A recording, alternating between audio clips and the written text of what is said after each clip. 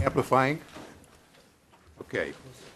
Well, I'm Don Oberdorfer, the chairman of the U.S. Korea Institute at SAIS. Glad to welcome you here.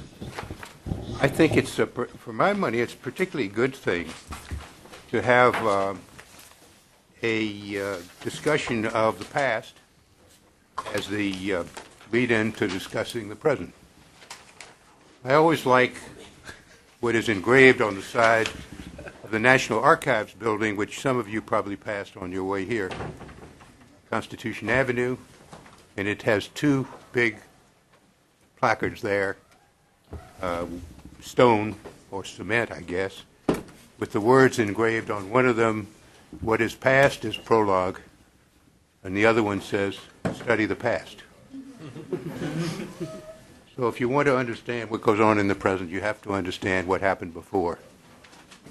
I think this is a good guideline, not only for scholars, but even for newspaper reporters, which I used to be. We have the panel now on the current crisis in inter-Korean relationship, and we have four people who are very well qualified to discuss it. Let me just say that I think we're somewhere in the middle of a turning point in the Korean Peninsula. With the upcoming second summit meeting, with economic things and political things that you all talked about this morning. And so it's a particularly interesting and important time to look at the questions of what's happening now in the North Korean nuclear crisis and inter-Korean relations.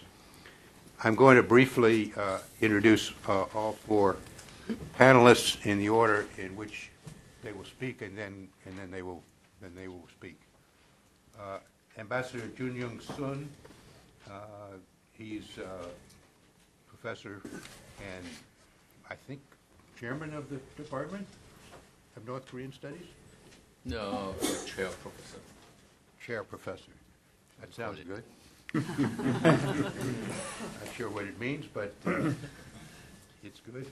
And he has been a frequent visitor to Washington and to the Wilson Center to discuss what is happening in Korea.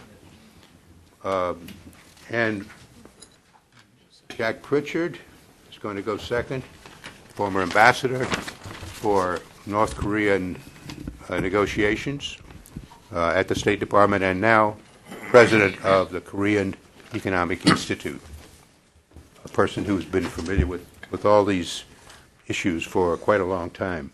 And my colleague, Professor J.J. Suh, here at the School of Advanced International Studies of Johns Hopkins, who is an expert on Korean matters.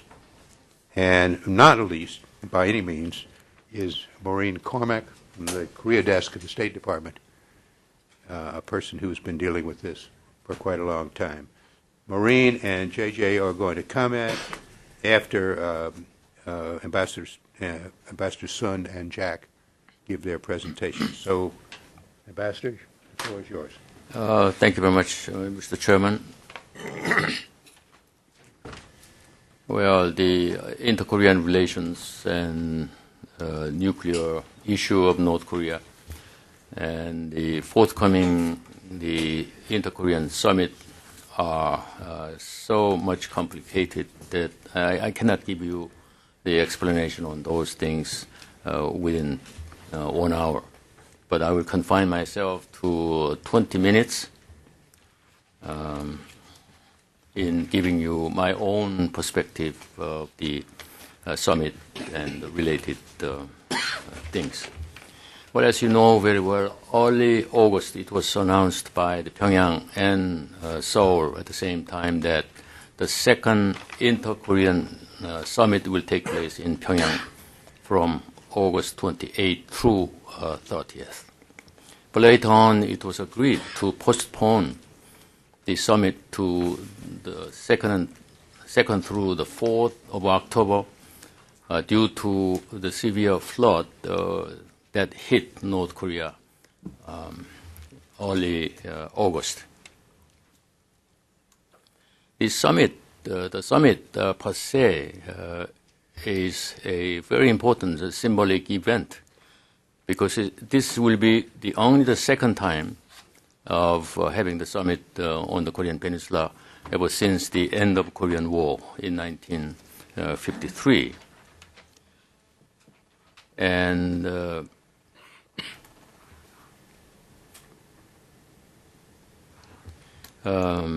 so it is hoped that the summit will contribute to resolving the nuclear issue of North Korea and improving the inter-Korean relations. The conventional wisdom dictates that the South Korean president does not have a summit meeting of such nature at the final stage of his presidency.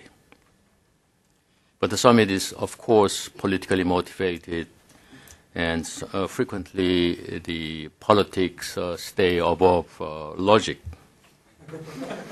And you may recall that at the end of Bill Clinton's second term, he was planning to visit North Korea in order to settle the then missile issue of North Korea once and for all, but it was aborted.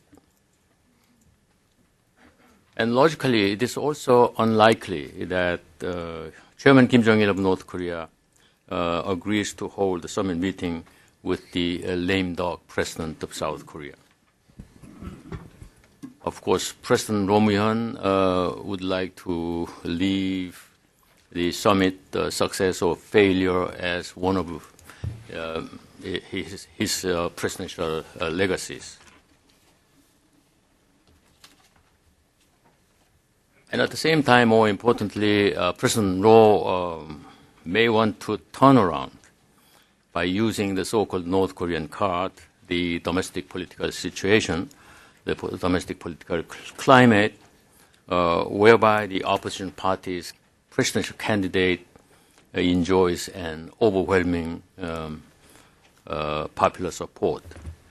The Grand National Party, GNP, the main opposition party of South Korea, accused the Roh Moo-hyun government of seeking to influence the December 19th presidential election in favor of the pro-governmental candidate, which will be produced very soon, by holding the summit only a few months away from the end of his term.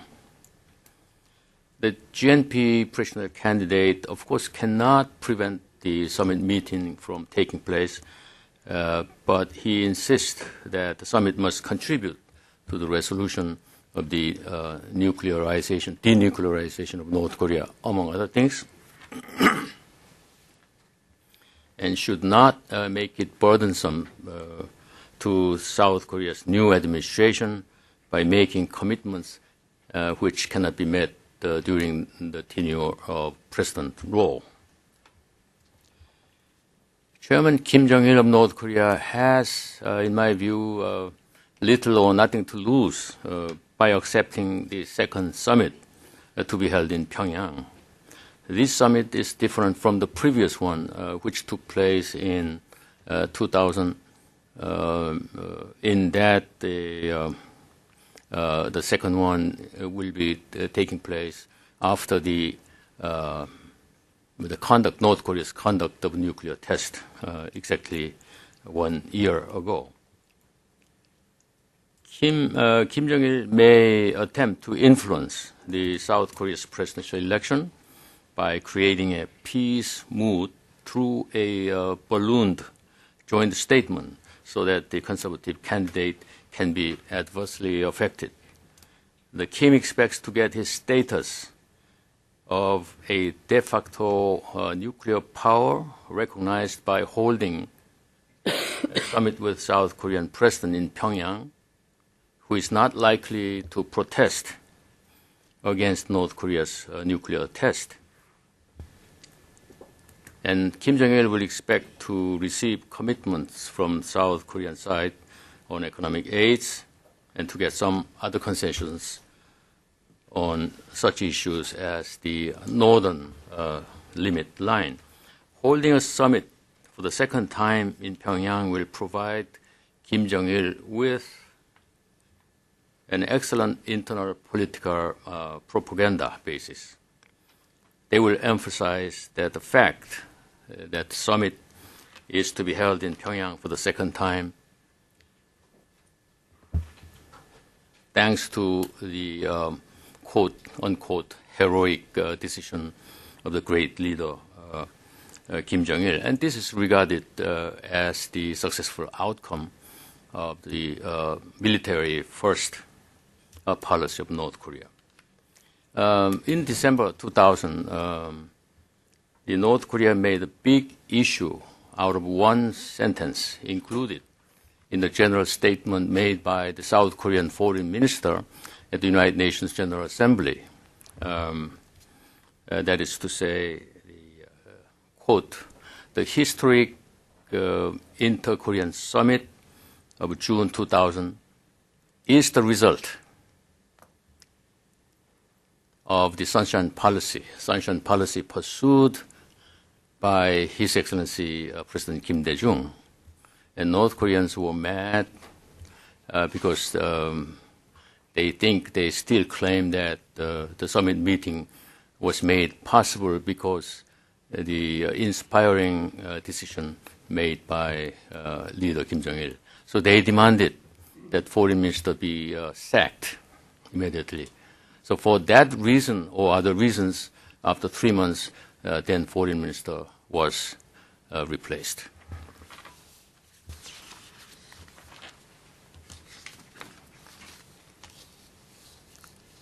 Well, the agenda agreed upon for the summit are 3 things. One is the peace on the peninsula and co-prosperity and reunification on the peninsula. At the press meeting on September 11th, President Roh Moo-hyun stated that eventual peace treaty with North Korea will be a key agenda of the summit.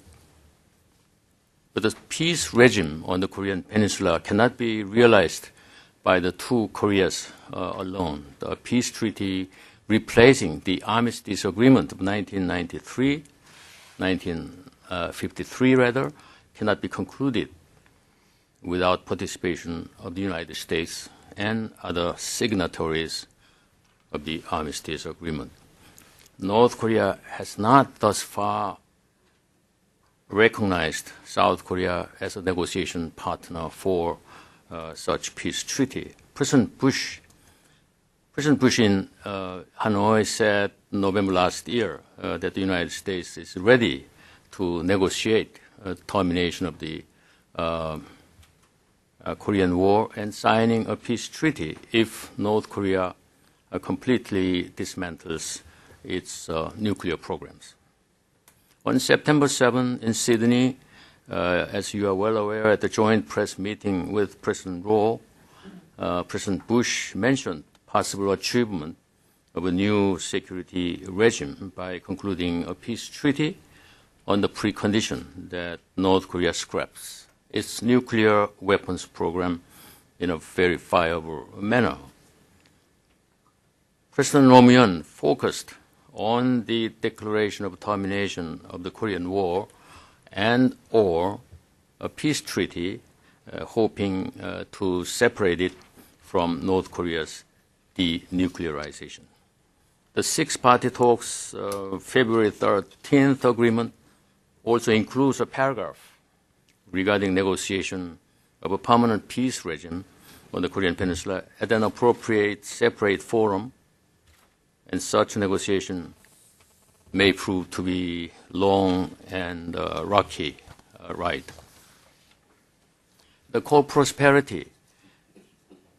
Well, in real sense, the co-prosperity means a one-way commitments of economic assistance from South Korea unless North Korea opens its investment markets, among other things, to Korean firms and other foreign firms. Such being the case, it may be South Korea's commitment to more aids to North Korea and possibly supports for new industrial complexes. The concern is how such economic aid from South Korea can be coordinated or harmonized with the six-party talks process aimed at dismantlement of all North Korea's nuclear programs in return for economic aid inter alia. The President Roh said on September 11th that the North Korea's nuclear issue will not be a part of the summit agenda. On September 10th, South Korea's six-party talks negotiator Chun Young-woo said that the six-party talks process is working now, and to demand anything more from the summit would be an illusion. At the summit, the nuclear issue may be mentioned in passing and may be included in the joint declaration or joint statement to the effect that the two sides agreed to cooperate in order to resolve the nuclear issue peacefully.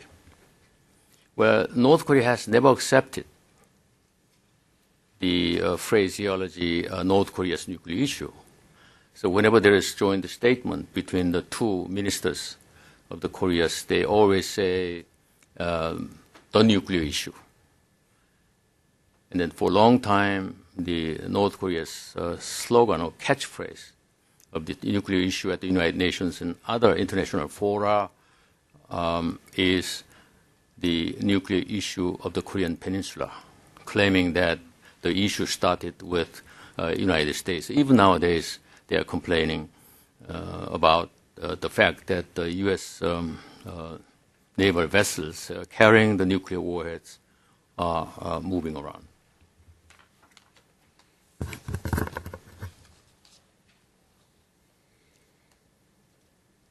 The President Bush said recently that it is his choice to resolve the North Korea's nuclear issue through negotiation. And the U.S.-North Korea bilateral negotiations have resumed from the end of last year, while keeping the six-party talks framework functioning.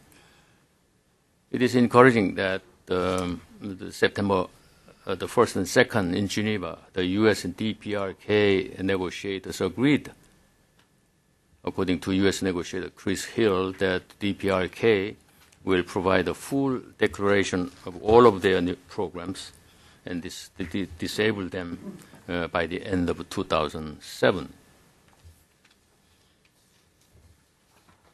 On September 3, North Korean Foreign Ministry's statement said that both sides agreed on practical measures to neutralize the existing nuclear facilities in the DPRK within this year. And it went on to say that the U.S. decided to take such measures as delisting the DPRK as a terrorism sponsor and lifting sanctions under the Trading with the Enemy Act of the United States. The U.S. side countered by saying that such removals would require additional steps towards denuclearization. In my view, such forward movement shown by North Korea seems to be related to the Inter-Korean Summit and the South Korea's December election. So North Korea's abiding by the timeline of the end of this year remains to be seen. It will be also affected by the outcome of South Korea's presidential election in December. The next session of the six-party talks scheduled to take place in Beijing on the 19th of September has been postponed. Suddenly, I think this has something to do with the Israeli warplanes hit at Syrian facilities on the 6th or 7th. But I will leave it to Jack Pritchard for the detailed explanation about this.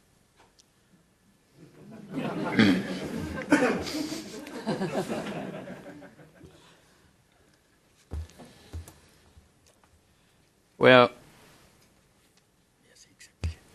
In the six-party negotiations, the pace of which has been set by North Korean side,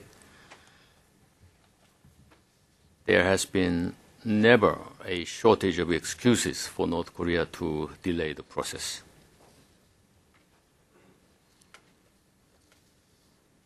Well, I will give you just simple prognosis of the summit within 4 minutes.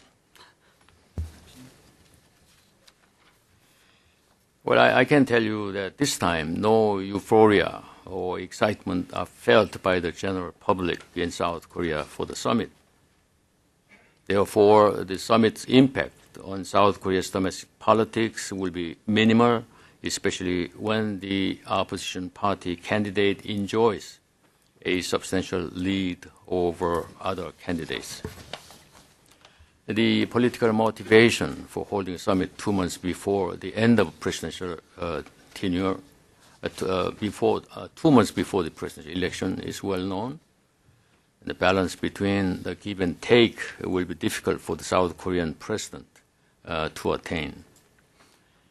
And drawing a rosy picture for a peace on the Korean Peninsula without addressing the nuclear issue, a serious threat to the security, may sound hollow. Economic commitments may remain as commitments and may be overturned by the new administration of South Korea. Finally, the lack of coordination with the United States regarding the summit will diminish South Korea's leverage, if any, in the six-party talks process and other areas in dealing with North Korea. We'll stop here. Thank you. Thank you, Ambassador Sun. That was a masterful summary of where we are from your standpoint, and I think we could spend the rest of the day just talking about the things that you brought up, but don't worry, we're not going to do that. Jack, I think you're next. Okay. Well, let me tell you that I've changed my topic in the last couple hours. I am going to talk about the current state of affairs in the six-party talks, where we got there, but I think it's important that we have a somewhat general discussion, a theoretical discussion on the things that are the most prominent in the news now, and that is the question of proliferation of North Korean nuclear material or technology. This change of heart on my part came, I had a discussion obviously with Glenn Kessler of the Washington Post yesterday. It was far longer than the one-sentence quote that he ended his story in.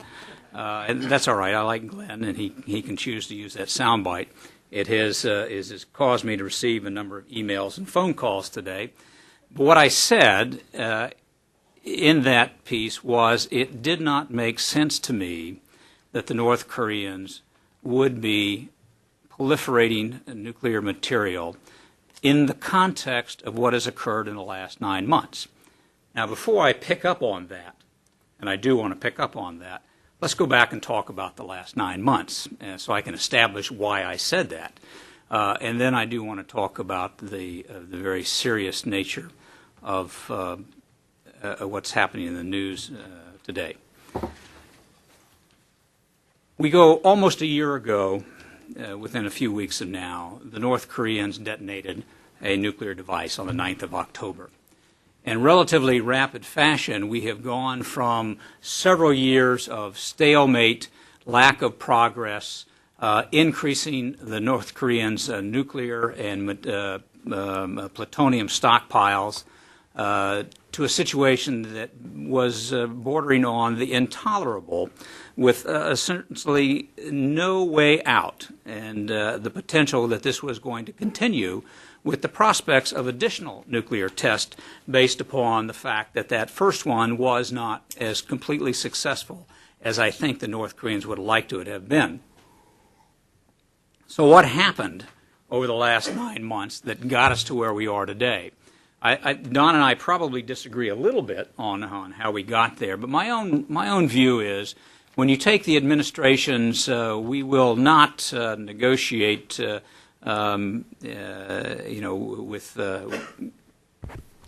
evil, we defeat it. And then all of a sudden we are doing exactly what a lot of people have been calling for, a rather sustained bilateral engagement with the North Koreans that is then incorporated into the context of the six-party talks. 1 month after the October 9th detonation, we had an event in the United States that I think was very telling, and that was the midterm elections. The Republicans lost control of the House and the Senate. The Democrats gained control. In and of itself, that's not particularly dangerous to the president, except in other areas. Not dangerous in terms of how we deal with North Korea. But facing very serious problems in Iraq, and if you recall at the time, there was a very serious discussion going on what to do with Iran, and the stripping away of very key advisors that had been part of this neocon strategy of isolation and containment of North Korea that were responsible for bringing you 10 plutoniums worth of nuclear weapons. The John Bolton success story of how to deal with a rogue nation. Don Rumsfeld departed. John Bolton departed. Bob Joseph departed. J.D. Crouch departed. The list goes on. The vice president was occupied with a thing called the Scooter Libby trial at the time. And in this context, the Secretary of State, and I believe Chris Hill, had an opportunity and took it in terms of going to the president and saying, your North Korea policy is not working. We have a better plan, and here's what it can accomplish. And for what I'm simplifying this, obviously, and the president essentially gave them the green light for Ambassador Hill to use the talents and the skills that he has accumulated over the years in other areas to really begin a serious negotiation on behalf of the United States. That first meeting took place in Berlin in January. There was a deal struck there, written down, that then was codified on February 13th in Beijing. But it was important that it was hammered out and agreed upon by the United States and North Korea. That probably, by any other measure, was a significant turning point in the North Koreans' view as to whether or not they could deal with the United States given the recent past of the previous 6 years of dealing with this administration.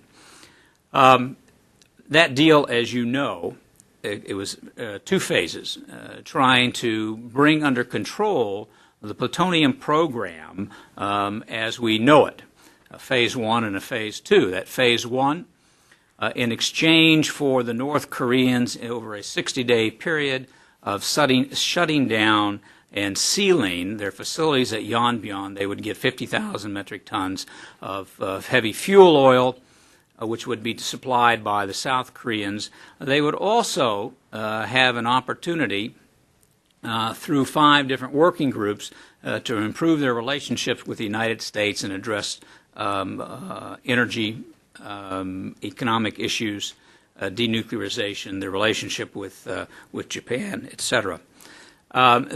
Also embedded in that first phase was supposed to be the beginning of the removal of North Korea from the terrorism list and the lifting of the sanctions that were put in place in 1950 under the Trading with the Enemy Act. What was not embedded in the written portion of that document, in my opinion, was what was agreed to as a quid pro quo in which the United States agreed to resolve the BDA, the Banco Delta Asia issue, in return $25 million that had been frozen in Macau to the North Koreans.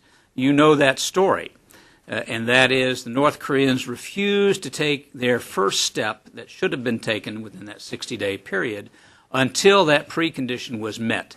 It took some 120 days for that BDA to be resolved.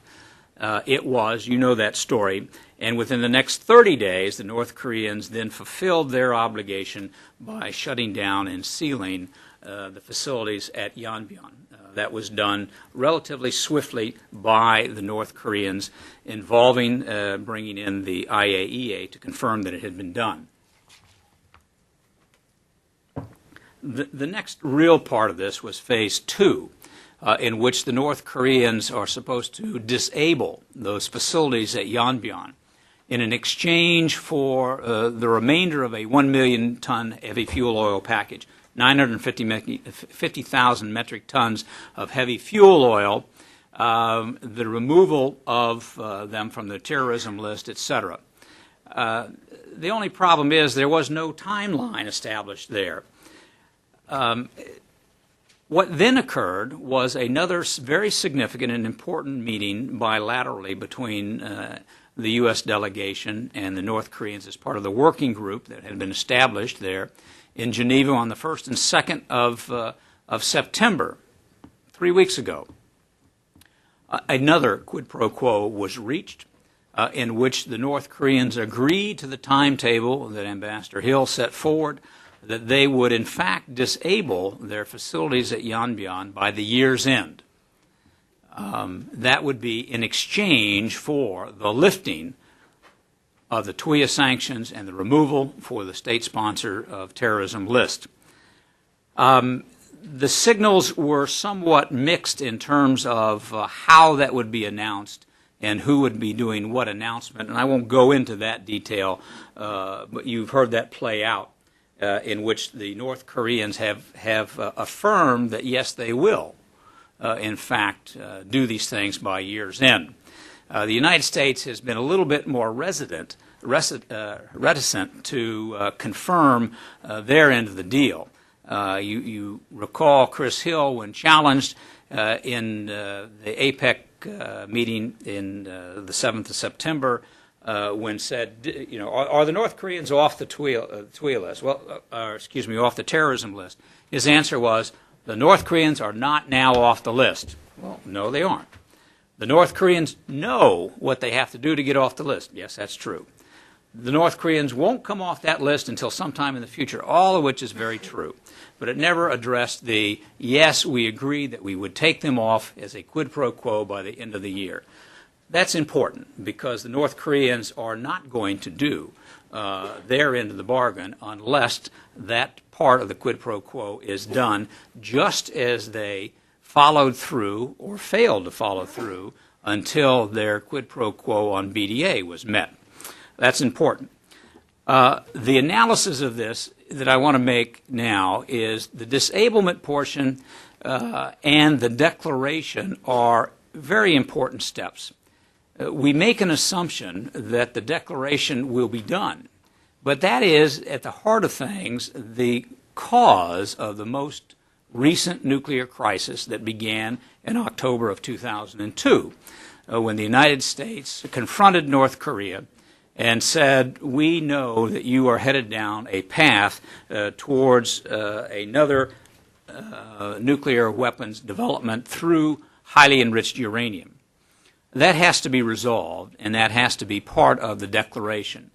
There is suggestions that the bar has been lowered, but regardless of how low we place that bar, there are certain aspects of the HEU issue, namely those centrifuges that the North Koreans received from Pakistan, that must be accounted for. A North Korean denial will not stand the test. The other part of this, from a North Korean point of view, there are really several aspects. I count 4 to the disablement. There's a political aspect. Do both parties, are they willing to engage on this? And it appears so. They've made that arrangement and agreement both in February and again in Geneva on the 1st and 2nd. There are economic aspects of this. North Koreans are going to be compensated for that. That appears to have been done as well. There are technical issues. On the 11th through the 15th of this month, there's a technical team led, fortunately, by the head of the Korea desk, Sung Kim, that went in to take a look at and recommend ways in which the North Koreans could disable, technically, their facilities at Yonbyon. So that may well be taken care of. There's a fourth component that will come up, in my opinion, to cause some concern about this issue, and that is the environmental aspect of that. The idea that the North Koreans are going to toss the brick or pour cement into a reactor and then live with the permanent consequences of an irradiated Yonbyon facility with no prospect of cleaning it up themselves and no budget to clean it up, I don't believe it's going to work. That at some point in time during this phase 2, they're going to bring up the equivalent of the Nunn-Warner, who's paying for the cleanup of Yonbyon. That will be a new dimension to the discussion and the negotiations that we have not yet met. I also think that BDA will raise its ugly head again. That what was resolved in phase 1 was the return of the $25 million. It was not a resolution of the fundamental issue for which the North Koreans were most concerned about, and that was the ability to use the international financial system. They cannot now take that $25 million and put it back into a banking system throughout the world and move it around. I think that they'll bring this up in some way or another. How do they get off of or how do they reverse the Treasury Department's final ruling against BDA that put into a continuous state a chilling effect for other countries doing business with North Korea? That ought to come up. All that said and done, there's a suggestion that the North Koreans have in fact agreed to things that we thought not possible. And I'll only mention that even under the best of circumstances, supposing that I'm wrong about BDA and wrong about the environmental issue, and they simply go down the checklist, and they're satisfied at the end of the day that their concerns about Yonbyon and the receiving of the fuel has been satisfied. We haven't begun to talk about the nuclear weapons. That's another negotiation, which is why the year's end is important.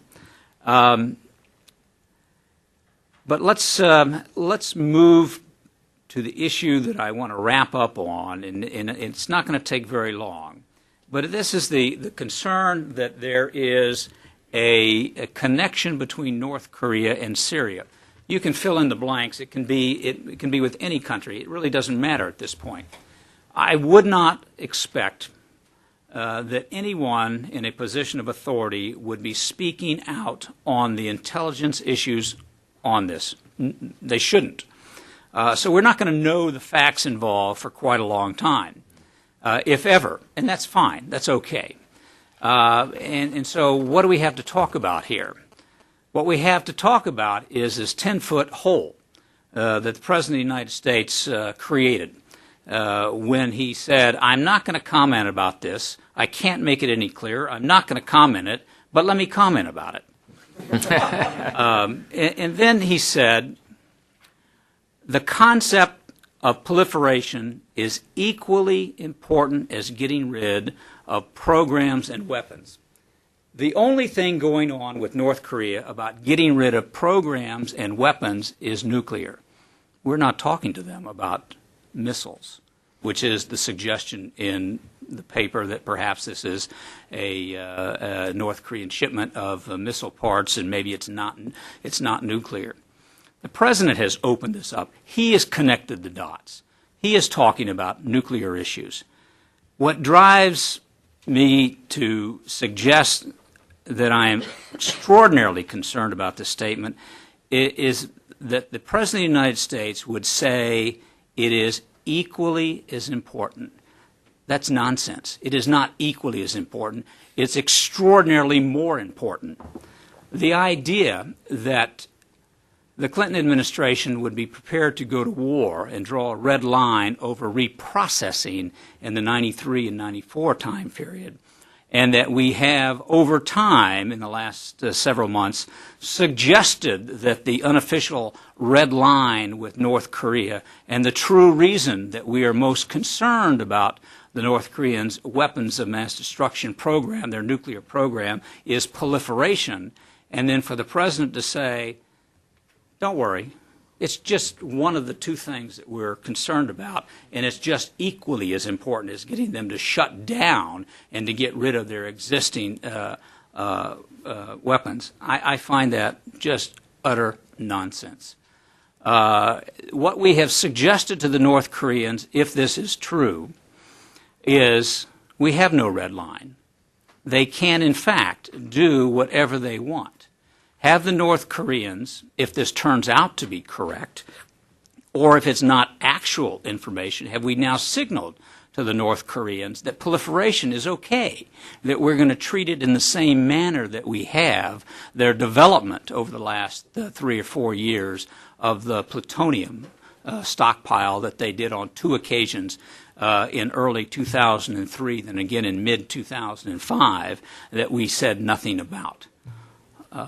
So, I end on a somewhat pessimistic note that we have said the wrong thing about the wrong issue to the North Koreans. Whether or not there is truth in the stories that there has been an actual transfer of weapons, technology, or people to Syria, I don't know that. But the fact that the President of the United States is treating it as though it were simply okay is not okay. And I'll stop there. Well, thank you. I'm glad to see that being an ambassador didn't make you reticent about giving your opinions about anything. Was this on the record? All that's off the record, folks. Just take it out of your notebooks. Yeah, no. Those cameras back there, just reel it back. All fine. No, I'm kidding. Professor Suh, you were the first commentator. Well, I believe it is my job to create some sparks after we hear the two distinguished speakers speak openly and not reticently. And so I'll start by saying that I'm a little more cautiously optimistic about the future of prospect of the resolution of nuclear weapons issues with North Korea as well as other outstanding issues. Let me first make a very brief comment on the Inter-Korean Summit that will be held in October. As Ambassador Sun suggested, every act is political. Holding a summit is a political act that was decided by President No after taking into consideration a number of political factors. No doubt about it. By the same token, not holding a summit is a political decision too. So the relevant question is whether or not to hold a summit and whether or not holding a summit would produce the kind of results that everybody hopes to see. Now, we have a very limited number of cases to base our assessment on. We have one case of summit, Inter-Korean Summit in 2000. And we have one failed summit in 2000 between President Clinton and Kim Jong-il. The summit between the two Koreas has thus far produced incredible number of positive effects.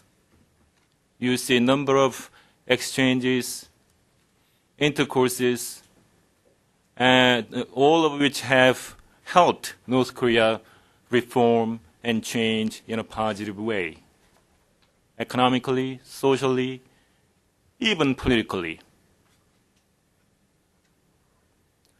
The political decision not to hold a summit by Clinton in 2000 has produced the opposite effect.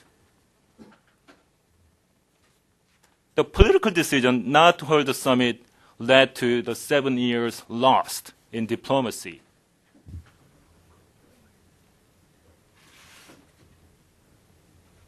Of course, if the Supreme Court selected a different president, things might have been different.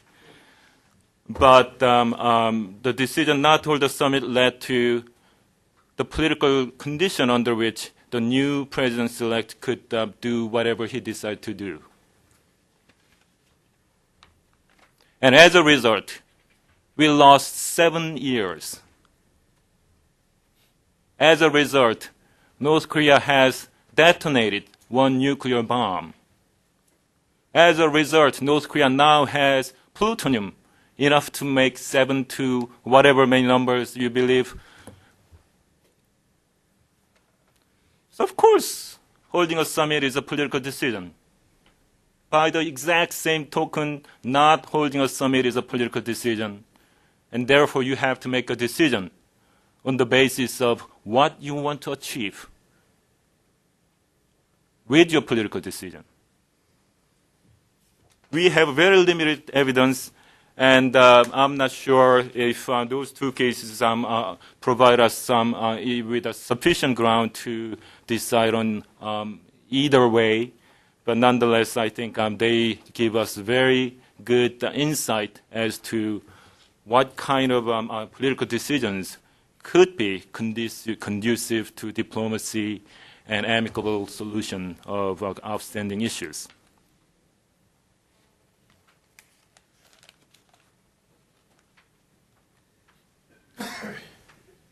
Now, I'm a little more optimistic about the prospect of the coming 6-party talks in Beijing.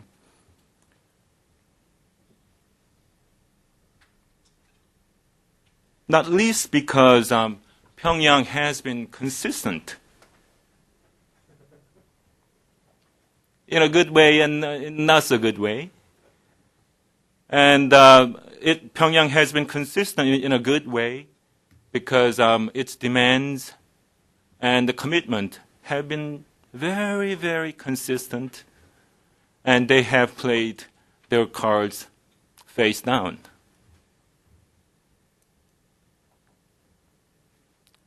Lift the economic sanctions, provide security guarantee, and normalize relations. Those are the 3 consistent demands. In return, they'll get rid of their nuclear weapons and facilities. They have been extremely consistent about these things all throughout the 1990s and up until this point, which gives us a reason to believe they'll be consistent in the months and years to come. They have been consistent in a not so good way because whenever they did not get what they deemed was a reasonable reward, response by the US and other parties, they predictably reacted in a nasty way. In this regard, North Korea has been extremely predictable. I hear many people saying, oh, North Korea is like a black box, nobody can understand it, and it's unpredictable, you never know what they might do. Quite to the contrary. North Korea has been extremely consistent and extremely predictable. You give them what they want, and you get what you want.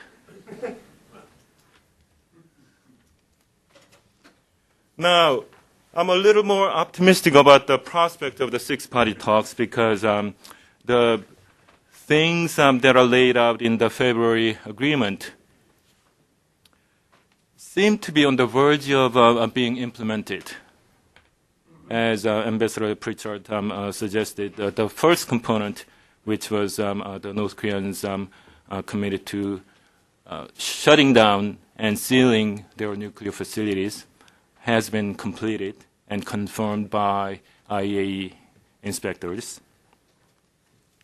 The second component of the agreement was, and I quote, "The DPRK will discuss with other parties a list of all its nuclear programs as described in the joint statement, including plutonium extracted from used fuel rods that would be abandoned pursuant to the joint statement."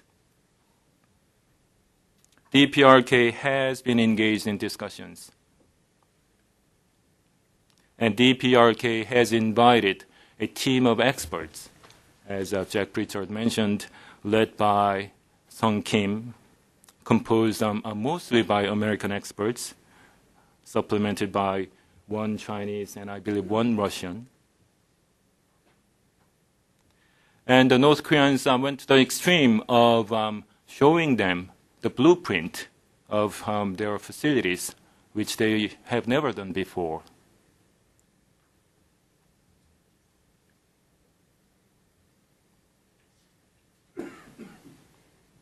Now, this will hopefully lead to an agreement in the next round of the Beijing talk on the measures of disablement. Now, I believe the technical experts came up with some ideas, perhaps concrete ideas about how to do and what to do it.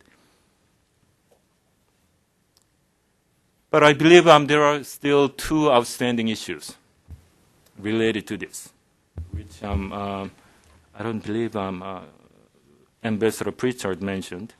One, well, this is essentially related to uranium enrichment facilities, programs that I believe Ambassador Pritchard himself was involved in year 2002. Now, this issue has two sub-components. One has to do with the specialized aluminum tubes that the North Koreans are suspected of importing and having used for uranium enrichment program. And the second component has to do with centrifuges.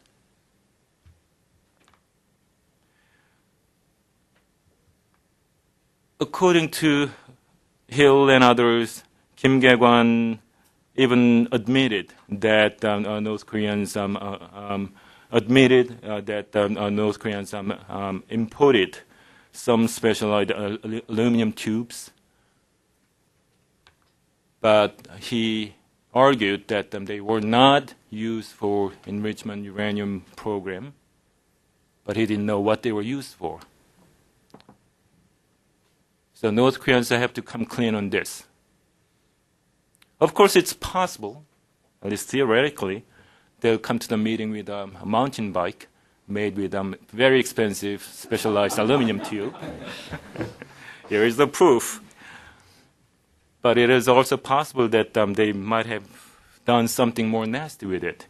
But nonetheless, they have to come clean on this. And I think it's probably relatively easier to come clean on this. Centrifuges, a little more complicated because as far as I know, they have not admitted that they had received this. I'll have to turn to Jack Pritchard about the evidence that the U.S. side presented to Kim Gae-kwan in 2000 meeting. But we have disputes about this. One side claims that it has evidence. The other side claims that there's no evidence. So this has to be resolved, and I think it will be a little more complicated. But if it's the matter of 20 centrifuges, I think there are diplomatic, political ways getting out of this dilemma that, in a way, that would satisfy both parties. So North Korea has discussed with technical experts about the ways in which to disable its plutonium facilities, which I believe which North Koreans seem to be ready to implement. And as I indicated, it's quite plausible that six parties, and especially the North Koreans and the Americans, could find a political way to come to a mutually amicable way to address uranium issue. Now, the third component of the February agreement has to do with the relationship between Japan and North Korea.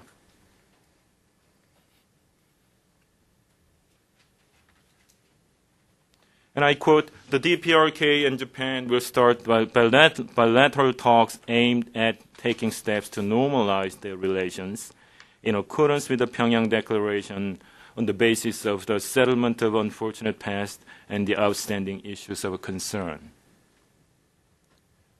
Japan and the DPRK held a bilateral negotiation where they held a discussion on the issue of unfortunate past and the outstanding issues of concern.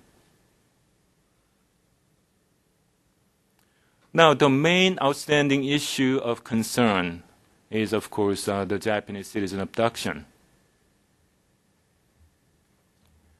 Abe wrote on this issue to the office of a prime minister, and that was his political capital. But once he got into that office, this issue became his biggest political burden, out of which he could never get out until the last minute.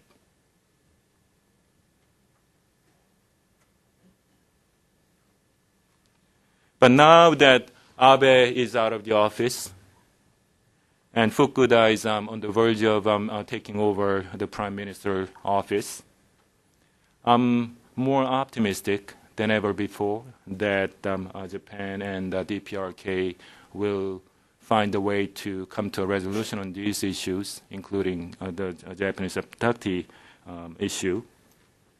And if you recall, Fukuda was the main force behind arranging the Pyongyang Declaration and arranging Koizumi's visits to Pyongyang.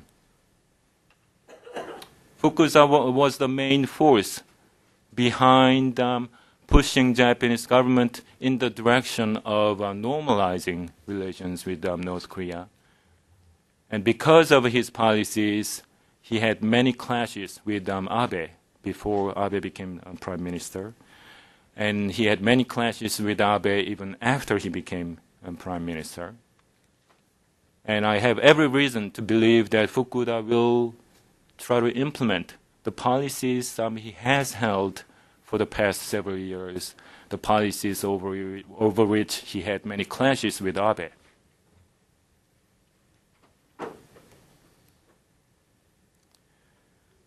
It's not going to be resolved overnight, of course. It'll take some time, take some negotiations, meetings, and as you know, dealing with the North Koreans is not easy, to say the least. And so it'll take some tough negotiations, but all the stars are aligned in a good way, in a very positive way. That'll help the mere mortals on the ground will find a way to come to resolution. Now, finally, the last component of the February agreement deals with the things that the U.S. side has to do. And I quote, "The U.S. will begin the process of removing the designation of the DPRK as a state sponsor of terrorism and advance the process of terminating the application of the Trading with the Enemy Act with respect to the DPRK." Now, this is the part that gives me the cautious part in my cautious optimism. I'm rather optimistic that North Koreans seems to be following through the things that they have consistently said for over 15, 16 years. But the U.S. side has changed its positions so many times. And now the Bush administration has allowed bilateral negotiations that it was said never allow. And President Bush even now has specifically said, at least on 2 occasions, that he is prepared to find a way to end the Korean War and find a way to establish a peace regime. But because the Bush administration has been inconsistent over the years, and but the Bush administration did not exactly resolve the issue of a BDA, as Ambassador Pritchard rightly pointed out. I'm not entirely certain that the Bush administration is prepared to actually remove DPRK from the list of terrorism and terminate the application of Trading with the Enemy Act. If you read the February statement carefully, it says that the U.S. will begin the process and advance the process. Perhaps the next speaker will clarify what the State Department or the administration as a whole has done to advance and to begin. But as an outsider who's not privy to internal dynamics of the U.S. government, I haven't seen any. And as Ambassador Pritchard rightly pointed out, DPRK would not, I emphasize, would not go ahead and implement the disablement unless and until it sees the Bush administration removing the DPRK from the terrorist list and Trading with the Enemy Act. Now, how much time? You're about out of it. All right. I was going to talk about more long-term issues such as peace treaty, who's a party to the possible peace treaty, and how one might come to the kind of ending the Korean War, and the long-term issue of dealing with the plutonium that North Koreans have already extracted, and the bombs that they may already have produced using the plutonium. But even on those issues, I think there are some evidence that North Koreans may actually get rid of the plutonium and the bomb if the price is right. Thank you. Thanks very much. Well, now, this perfectly tees up for Maureen. Tell us where the administration Depends on how you define perfectly, Mr. Oberdorf. That's in the perfect storm, right? Well, as all of you know, government speakers are never as exciting as non-governmental speakers, so I'm afraid I will be a disappointing conclusion to this dialogue. I think, obviously I am not going to be able to answer all the questions that were posed, much as it would be nice to be able to do that. One of the things I think that is useful to think about as we have this discussion, and I do hope to speak briefly enough that we can have a discussion at the end, is that the initial actions agreement of February 13th is in fact only a stepping stone in implementing the basic agreement, which was the joint statement of 2005. And we need to look back at that document in order to really look ahead to the finish line. The initial actions agreement itself contains 2 phases, one of which, as other speakers have noted, has been concluded, the shutdown and sealing of Yongbyon and the discussion of the list of nuclear facilities. We are now entering phase 2. We are now in phase 2. And under the action for action principle that agreement established, in phase 1, South Korea was the first country to provide the energy assistance that was the counterpart to North Korea's actions. China, this week, in fact, is now providing the next part of that energy assistance in response to North Korea's actions towards disablement, inviting the team into Pyongyang and Yongbyon to tour the facilities and hold extensive discussions with their North Korean counterparts. And we will, next week, be holding the plenary session at which we hope to agree on the steps for disablement, on how by the end of this year we will have a full declaration of North Korean nuclear programs, and, as was mentioned here, the ongoing discussion of proliferation issues. In response to that, we do expect to continue to provide the energy assistance that was defined in the initial actions agreement. And as you may have noted in the press recently, the U.S. is now looking to take responsibility for the next tranche of that if everything else moves forward accordingly. And so we are putting that in place for the months ahead. But after that, we still have another phase, which is going to have to look at implementing the remainder of that joint statement. We will look after disablement to dismantlement, and that will be obviously a very complicated and extensive process. It will include many elements that have not yet been put on the table, because it is a very serious process, as we all know from other parts of the world where it has been undertaken. And so those discussions will take up much time, I'm sure, in coming months. We all know there's a lot of work left to do and a lot of challenges that lie ahead.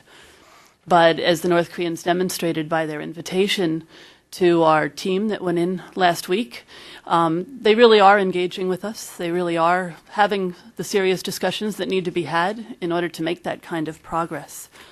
At the same time, as Ambassador Hill and others have said, we do hope when we get into this next phase that we can start also having the discussions on issues such as a peace regime, also a topic that is not going to be solved quickly, that's going to need extensive discussion, and that even if it's looked at as the end of this process, needs to be worked on quite a bit before we get there. As you know, in the initial actions agreement, we also have started a working group on Northeast Asia peace and security mechanism. That will be another topic that will be discussed as a long-range goal rather than a short-term option. And we have also not actually closed the door on further financial discussions. It's not something that's being scheduled at this time, but the door remains open for that kind of contact as well.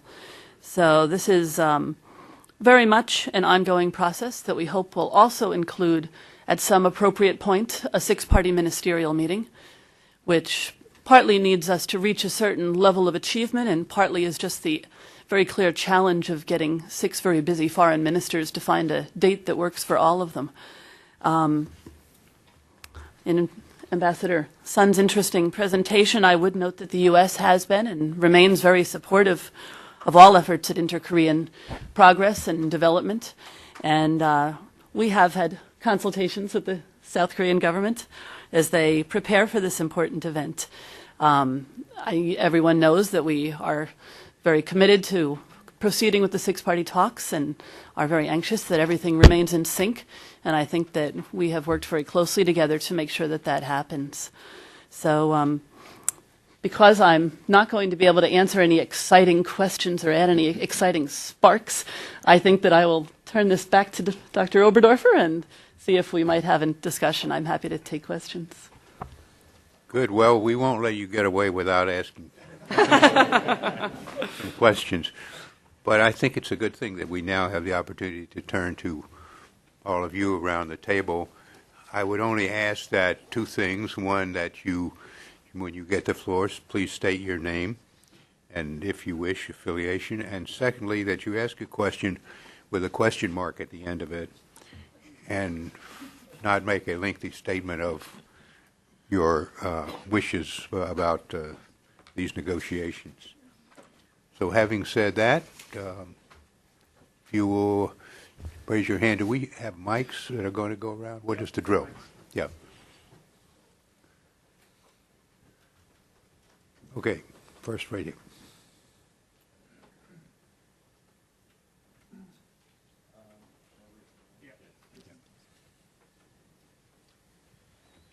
Professor Sir, I Hold on, actually. identify yourself, I'm please. sorry. I'm Greg Brzezinski. I was on camera before, so that's why I didn't Okay. introduce myself. But I'm Greg Brzezinski from the George Washington University.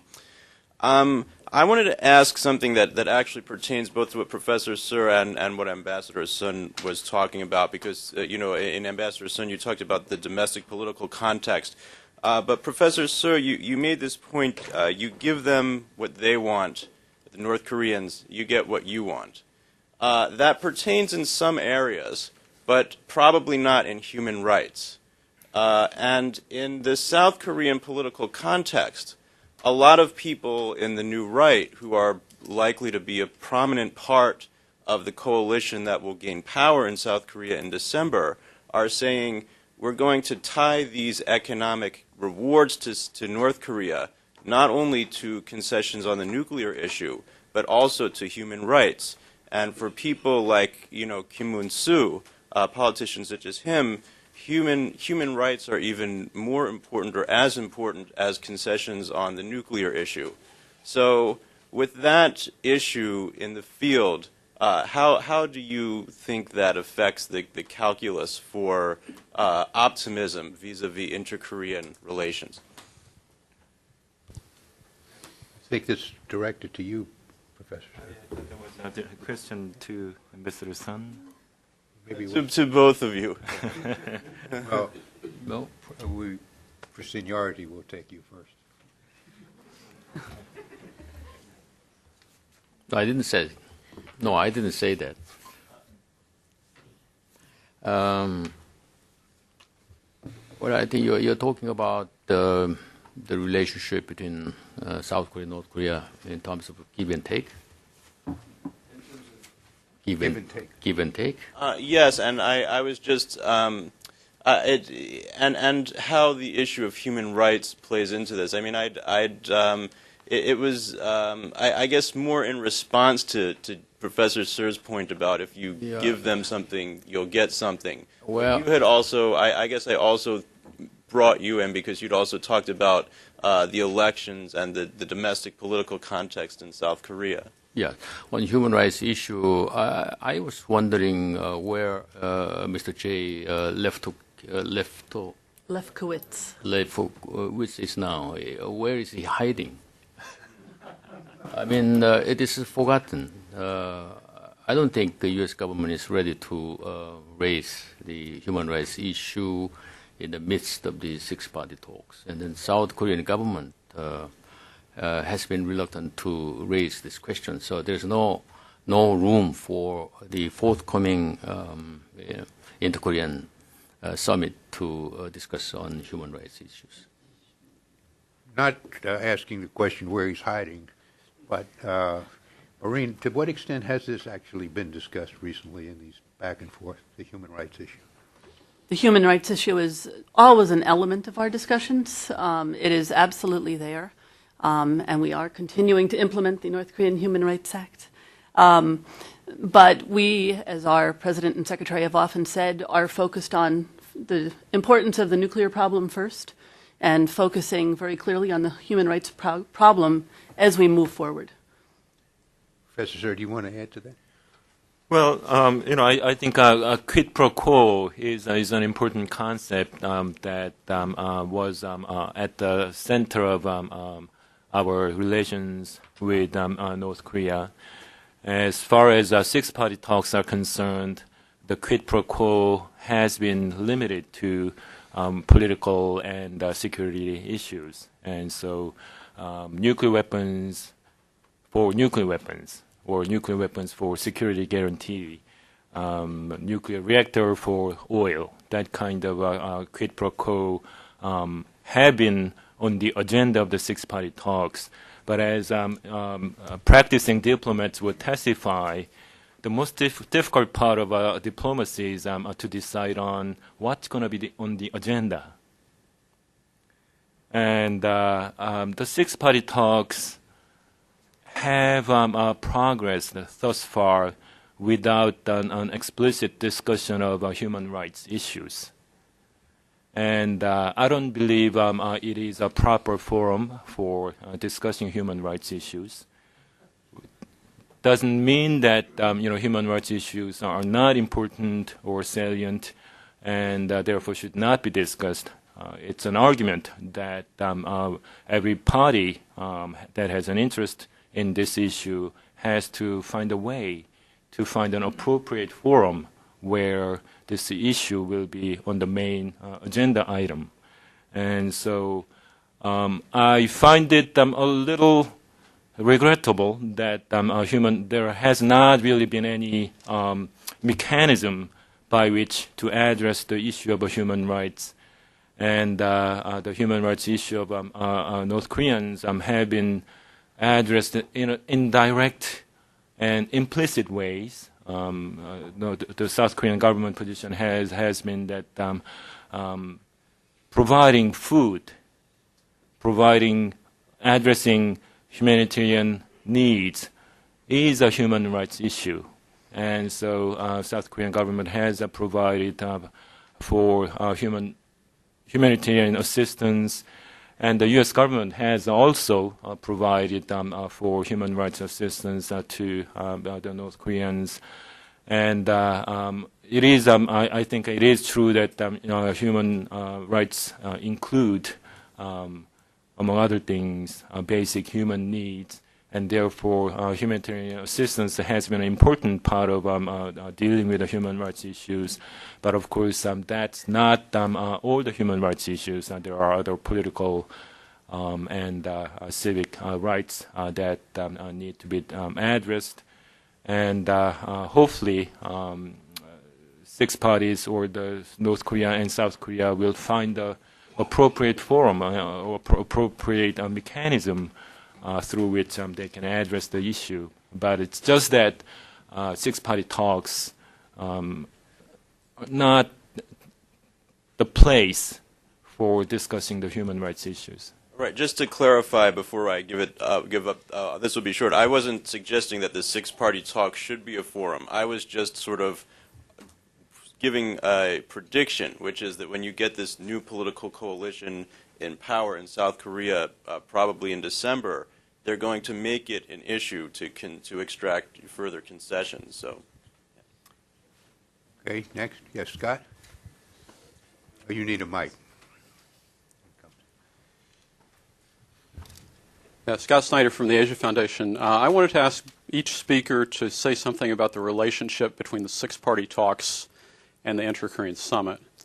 And specifically, I wanted to ask Jack, what would be necessary at the meeting in Beijing to sort of relieve some of the pressure in the Inter-Korean Summit context to deal with the nuclear issue?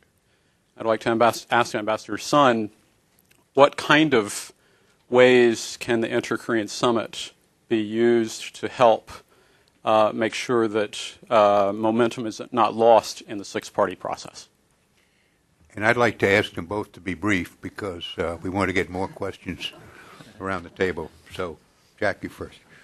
Yeah. Well, what we have seen in the run-up to this is really posturing by both sides in terms of a demonstrated lack of trust in each other, both by the United States and by South Korea, one fearing that the other will not take up the issue that is most important to them, or that the other side is concerned that they will not get the endorsement of what's going to be important during the summit period. That's unfortunate. That's being smoothed out a bit now. Maureen has talked a bit about the discussions that are going on. That goes to the transparency of it. It doesn't necessarily have to take place in the media. As long as it's being taken care of government to government, it would be better if our publics were confident that there's a measure of trust that has been restored, that there's transparency about what's going to happen, and that both governments are satisfied with one another. There exists the opportunity in Beijing for both Chris Hill and his counterpart, Ambassador Chun, to have their own mini joint conference at that level to suggest that they too have had their own bilaterals and have discussed the in the context of what has been developing. I'm projecting forward here on the 27th, 28th, 29th, 30th of this month, that they are both satisfied that the direction in the talks in Beijing are proceeding. Neither one of them are concerned about being undercut by the Inter-Korean Summit, and in fact, whatever the degree of reinforcement that the Korean President Roh Moo-hyun does along this line is precisely what is satisfactory to all six parties. That's a management of the issue. And as long as there is the internal satisfaction beyond the strobe light of the media, that's all that really matters. But the public viewing of that will be important. Yeah, I think, I will be very brief in answering to Scott Schneider's. Yes, point one is that North Korea regards, as of now, United States as the only counterpart for negotiating the nuclear issue ever since the end of last year.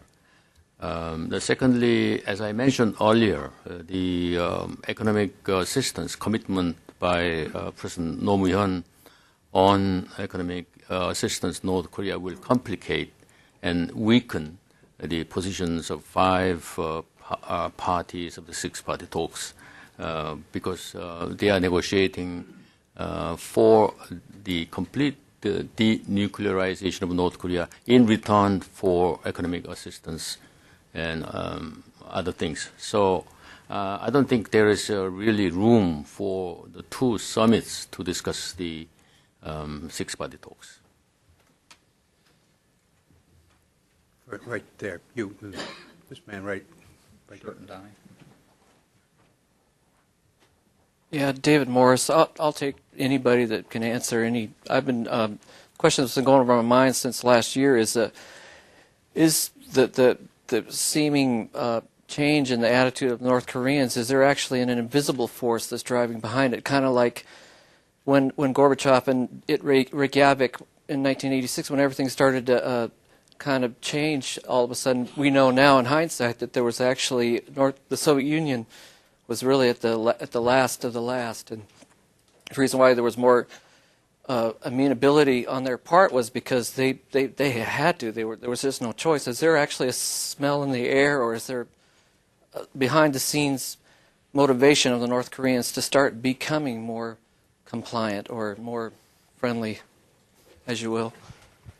Jack, you want to? I'm happy to take that. I think there are two parts to this. I do think that North Koreans have made an assessment on the strength of the Bush administration and have made a determination that it's relatively weak, that it's in a demandor role.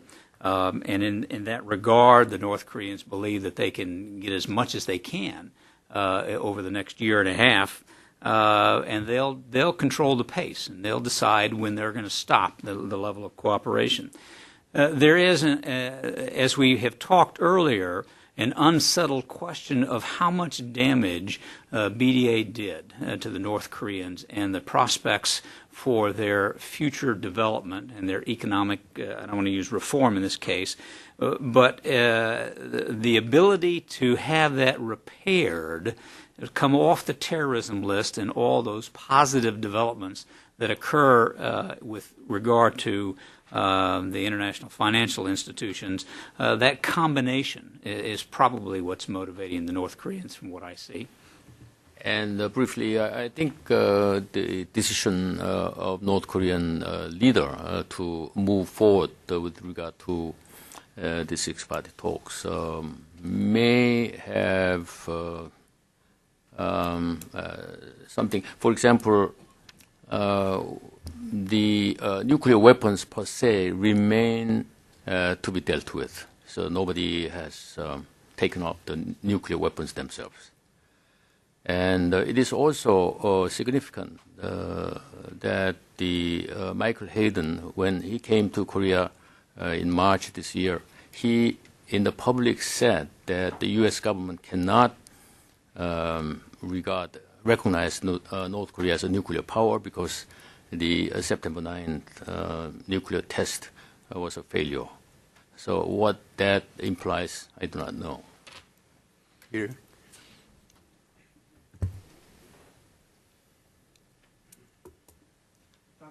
Identify yourself, please. Peter Beck with the U.S. Committee for Human Rights in North Korea. Professor Seo mentioned that the North Koreans have been very consistent in a number of areas, and one of them has been their demand for a light water reactor, but none of the panelists mentioned this as being a potential stumbling block in the upcoming talks. So I was wondering if you could provide your assessments. I'm willing again. Okay, you're up. Yeah. Part of my notes, just running out of time earlier, so I'm glad for the Q&A. I do think there's another component. I mentioned, too, that I believe that the North Koreans are going to be talking about the environmental completion at Yeonbyeon and BDA. I think there's a third. And as you well know, on the 19th of September 2005, the little cutesy language that's embedded in there that says at an appropriate time the parties will talk about the subject of the provision of a light water reactor to North Korea. Well, I think what the North Koreans have done it has essentially taken that desire by the United States that has put that in the never category, and they moved it well into the end of phase 2. I think it'll come up before the end of phase 2. It certainly will come up if we ever transition and talk about the removal of the nuclear weapons. And in that regard, the North Koreans will have done a masterful job of getting it inserted in there and then moving it up on the agenda far greater than the United States will have ever wanted to see it. Well, let me just ask a follow-up to that. Do you think the United States will supply at any point such a reactor to North Korea? I can't. At the time that it came out, I talked about what I believe to be a strategic mistake by Hill in the United States in agreeing to that language. You very well could have easily agreed to the concept that North Korea was entitled, as every other country is, to peaceful nuclear energy program. But they very well could have inserted that you're on your own dime. If you do it, that's fine, but we're not going to be part of that. They didn't do that. They held out the equivalent of, yes, we'll talk about it for you, meaning that we'll provide it. So I cannot imagine that this administration, which has been so adamantly opposed to an LWR, which is one of the primary reasons that they were attempting to discard the agreed framework, to undo what they believe to be the long-term damage that an LWR, in this case 2, under the agreed framework would bring once North Korea had that. So the answer is, I don't think so. Could we ever get to the point in time where the administration would accept that under somebody else's control with a fuel cycle that is somebody else's and not North Korea's? Probably not this administration, but maybe in the future. Oh, yes. Hi, Stephen Costello, independent analyst. Jack, we're all regarding the allegations about the Syria-North Korea connection. We're all reading tea leaves here, and I just wonder if there's any possibility that our president, in his remarks, really meant to say that perhaps programs that are chemical or missile-related should also be treated as proliferation that would stop the six-party process, even if it's not nuclear-related. Now, I know this is wild speculation. No, it's not wild speculation. Steve, at the very beginning of the administration, they changed the definition of W&D to include delivery means. So this is not new. And the president would not have been breaking any new ground had he said, we're most concerned about the delivery means, and I continue to equate that to as part of their overall program. He didn't do that, nor are we in the negotiation. As I mentioned, we are not negotiating with the North Koreans over their missile program. We haven't had that discussion since November of 2000. So that's.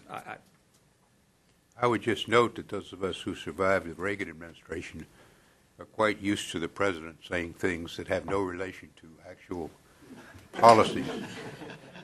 I'm not saying that's this case, but it's not unfamiliar in Washington parlance. However, Don, I will. I said that once in the presence of Tony Lake, and he said, when the president says it is policy.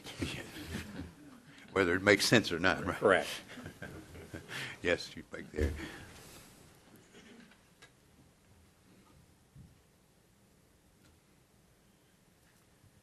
Colonel Datta, Foreign Policy Association. In the wake of the six-party talks, it's just a query. Has the unification between North and South Korea been put on the back burner, or it's side by side, some talks are proceeding, or it's totally shelved? Maureen, you want to deal with that? You get the question? I don't have a real answer for the reunification question. I think that we all look at that as a question for the two Koreas. That's not on the six-party agenda. I don't know if any of the scholars have a perspective to add to that from the inter-Korean perspective. Well, I do think it's not going to be put on the back burner. Rather, it's going to be one of the, actually, it is on the agenda of the coming summit meeting. Three things are explicitly mentioned as agenda items for the summit, one of which is unification. And if you recall, the 2000 summit meeting produced an agreement between Kim Jong-il and Kim Dae-jung that there is a commonality between South Korea's conception of a unification and North Korea's. And now that the unification is on the agenda, my speculation, it's a mere speculation, would be that that agreement would be made more concrete and would be elaborated on. And so I don't think it has been put on the back burner. I have a different opinion because that has been placed on a back burner. When we are talking about the improvement of inter-Korean relations, and the engagement policy itself is based upon the peaceful coexistence. Peaceful coexistence means that each side recognizes the other side as a full state. I don't think the unification process and then the peaceful coexistence process will go friendly hand in hand. But of course, the unification will remain as a very important issue for all the Korean people, so we can never abandon the aspiration for eventual reunification. And in the forthcoming summit meeting, as Dr. Seo said, this is part of the agenda, 3 agenda items. But we do not expect to come out of the summit very much on the unification issue. It's interesting to have this discussion in a week when former President Kim Dae-jung is here in town, has been making talks about some of this very, very issue. Yes, way in the back. Right. Yeah, you need a mic. Richard Scorza, I'm Director of Foreign Affairs Training for East Asia. And my question to the panel Training is... for whom? Anyone who can pay the tuition. It's quite high. You're welcome to join. The question I have is about U.S. forces in the ROK. And I'm wondering if any of you on the panel have reflected on whether or not the North Koreans, in exercising its nuclear option from their point of view, actually brought the U.S. to the table to engage in one of their most consistent demands, Dr. Su recognized and mentioned bunches of consistencies. He failed to mention the removal of U.S. forces from the Korean Peninsula.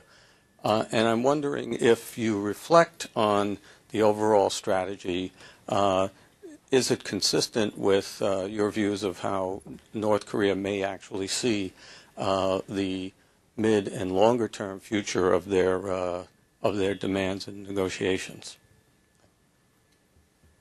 Should I take it? I think it's addressed to you.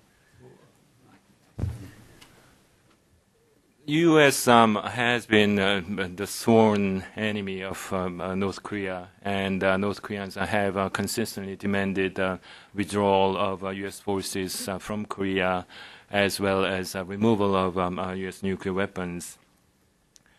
But if you read their statements carefully, now that you study East Asia, you could notice subtle but real difference. Read New Year's statement for the past 25 years. Kim Il-sung comes out with a New Year's statement every year on the first day of the year. And if you compare the statement that came out in the first half of the 1980s with the statements that came out in the late 1980s, there's a dramatic difference. Up until 1985 or so, Kim Il-sung came out accusing the U.S. of, all kinds of colorful languages. But all of a sudden, in the second half of the decade, Kim Il-sung began to use a much more benign language to describe the U.S., which was followed in the 1990s with changed policies that sought rapprochement with the U.S. And so there are, some speculations as to when North Koreans changed its policies toward the U.S. And overtly, it was somewhere in the 1990s. But if you read North Korean official documents more carefully, you could see the beginning of changes in the mid-1980s. And so again, here, it is a change, and perhaps it's not as consistent. Nonetheless, one could argue that North Koreans has been consistent since at least the mid-1980s. And rapprochement has been the main political agenda that North Korean leadership has pursued since the mid-1980s. And that doesn't mean that they'll do whatever U.S. asks them to do. Quite to the contrary, they'll achieve rapprochement on the terms that they would favor. And so the negotiation process itself has been rocky. On the U.S. forces, consistent with changes in overall political direction of North Korea, beginning in the mid-1980s, the North Koreans have also muted their strong resistance to the presence of U.S. forces in Korea. And that came out in a more explicit manner in 2000 when Kim Jong-il held a summit meeting with Kim Dae-jung. And Kim Dae-jung said here again yesterday, as he has done so on numerous occasions, that Kim Jong-il explicitly stated to President Kim Dae-jung that he would welcome the continued presence of U.S. forces in Korea if the status of the U.S. is changed to friends. Oh, yeah. Let me be brief. So even though the U.S. forces will be reduced to the level of 25,000 soldiers by the end of next year, and even though the Yongsan garrison and then the U.S. Forces will move to the south of Han River, I think the role of U.S. forces stationed in South Korea is becoming more important because North Korea is now armed with nuclear weapons. So U.S. forces in South Korea will continue to play the crucial role of deterrence vis-à-vis nuclear North Korea. Yeah. That's a very interesting idea. Thank you for bringing it up. Karen, hold on, wait a second for the mic.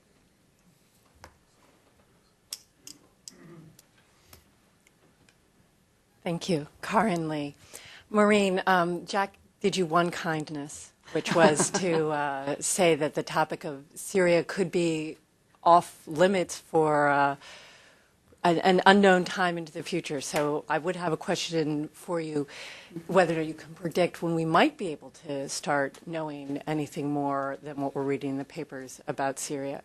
And if you don't like that question. I don't dislike the question, but I don't have an answer for you, I will confess. So. Then I'll give you another question, which is whether or not North Korea has taken the U.S. up on the offer made on August 31st to have more extensive discussions about the U.S. offer to provide further assistance in the $100,000 worth of assistance already provided in response to the flooding.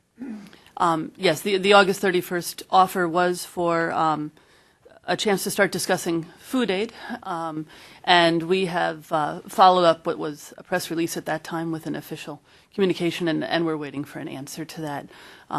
So we will let you know when those discussions can advance, but we don't have a response yet. But we were, because of the distractions of APEC and other things, which had a lot of people traveling, that we've just begun those discussions now. But it's not a question of the North Korean response? It's busyness of your people, or which is the problem? We opened up the official offer for discussions just recently, and we're waiting for an answer to that. So, and, you know, our food assistance would be based on our standard criteria of competing needs elsewhere and the monitoring and access that's needed to ensure that the food gets to the people who need it. Mr. Rhee?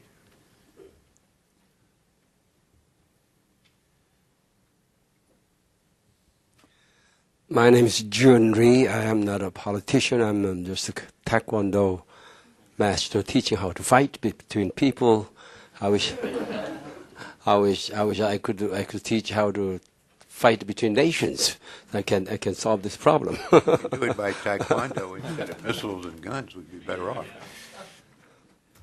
Well, this is something I really am not sure that the author of the Republic, the Plato, really created a communism, and they have been really proven that they are teaching that government can lie to the people, and they justified in their lying for the national benefits.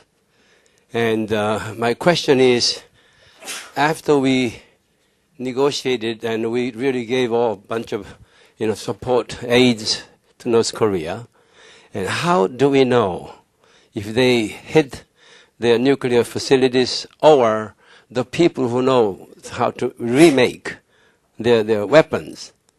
And how do we really assure that, guarantee, especially North Korean is, all the communist countries they are still communism, and they have been very consistent in really lying, and I am really Dr. So I just wanted to ask you a question to you, that you have been saying that North Korea has been consistent. You're very optimistic because they have been consistent. Are you talking about their intention expressed by their language or their actions in the last 15 years? Okay, that's a good question. Go ahead. Well, their intentions expressed in official statements and others has been consistent, and their actions have also been consistent. As I said earlier, not all those actions have been positive ones. They took positive actions in response to positive rewards. but they took consistently and predictably nasty actions in response to what they deemed our nasty actions by others. And so they have been consistent in intentions and actions. Now, what we need to do is to find a way to test their intentions.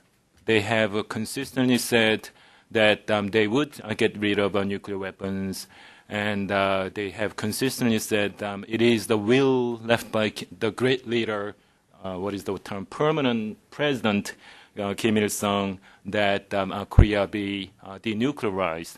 Now that intention and that official rhetoric has to be tested, and I do want to test North Korean intention on that thing. And the only way to test and verify their intention is to offer what they ask, which is a security guarantee, which is just a piece of paper.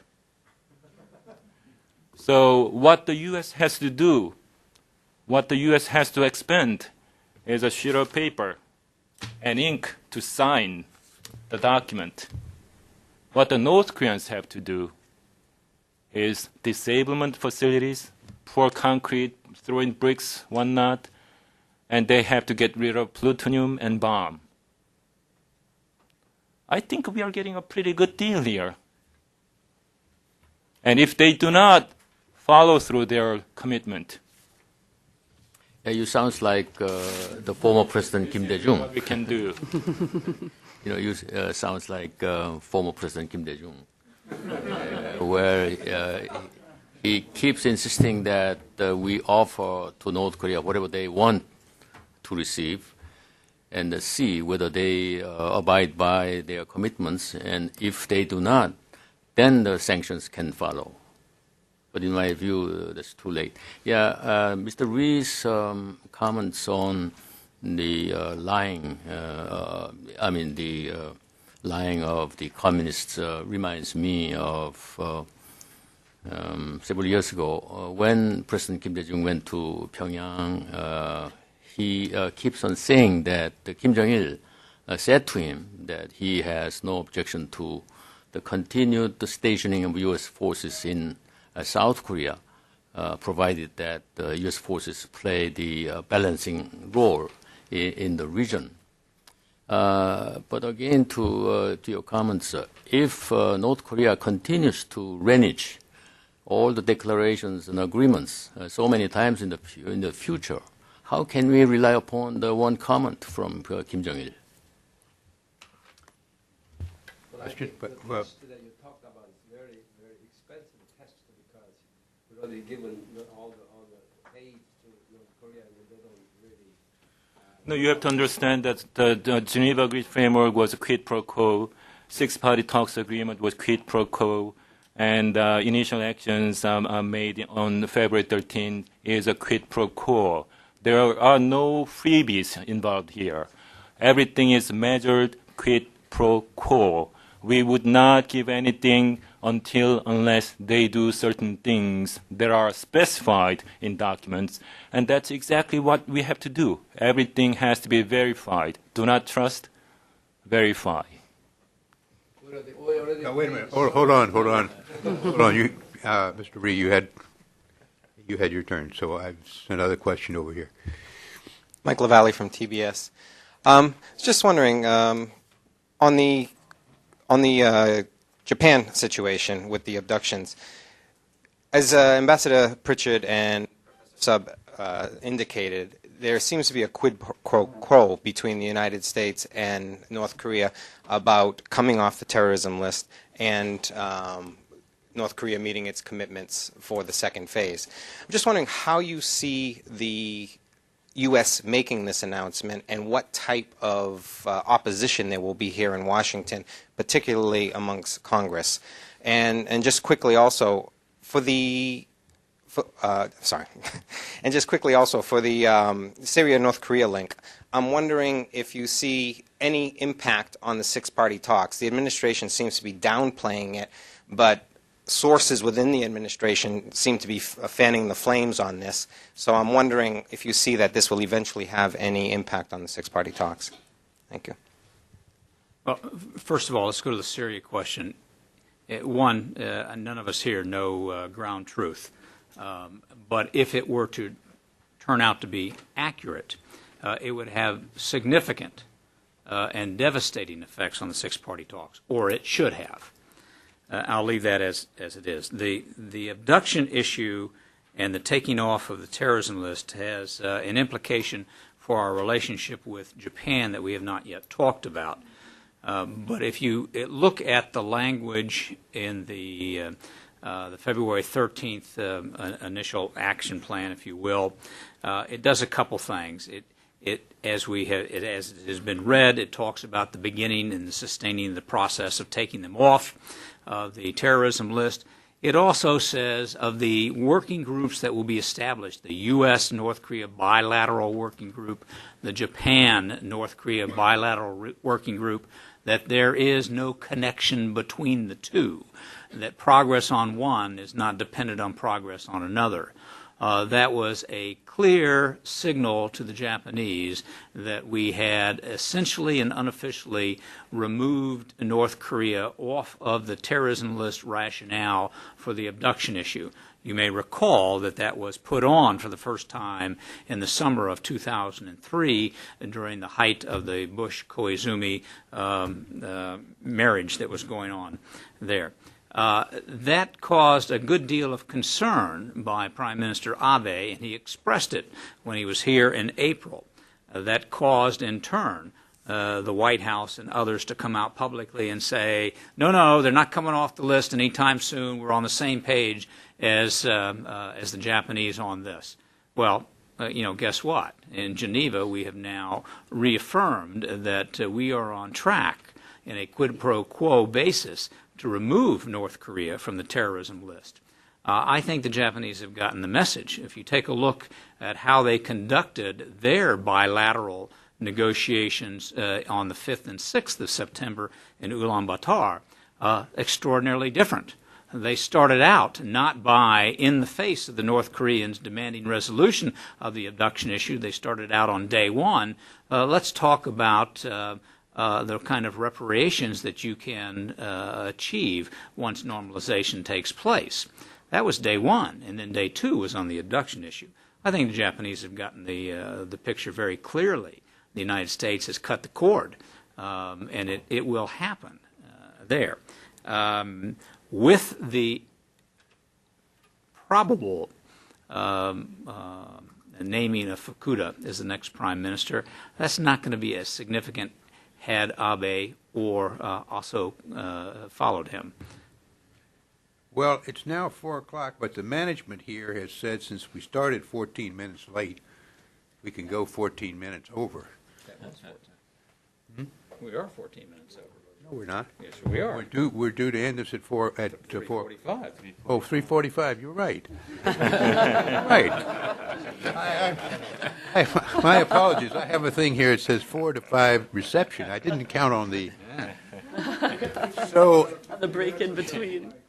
All right. Well, let's go a few minutes over, not to make a complete liar out of me, and then we will break for the reception. We'll just take a couple more questions. Where? Okay. Yeah, go ahead. My name is Sigurd Newbarron. I have a question, or a follow-up question, rather, to what was said earlier about, on one hand, the U.S. just signing a piece of paper and then the North Koreans giving up everything. To me, it seems like that is a kind of a tricky question because we all know very well that the North Koreans have very little to benefit from internationalization from their isolated economic state, and I wanted to know if any one of you on the panel could elaborate a little further on that. Thank you.